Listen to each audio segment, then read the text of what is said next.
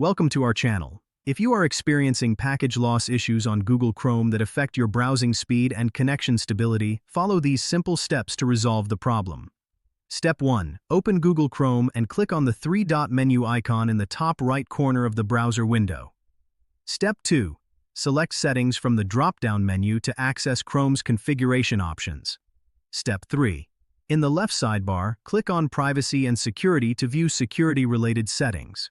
Step 4. Click on Security and ensure that the Safe Browsing option is enabled to protect against malicious sites that might cause connection issues. Step 5. Scroll down to Advanced Settings and click on System. Step 6. Disable the option.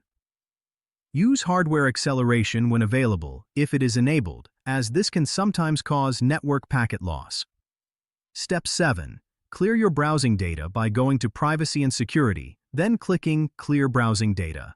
Select cached images and files and click Clear Data. Step 8. Check your internet connection by running a speed test to ensure packet loss is not caused by your network provider. Step 9. Update Google Chrome to the latest version by clicking the three-dot menu, selecting Help, and choosing About Google Chrome.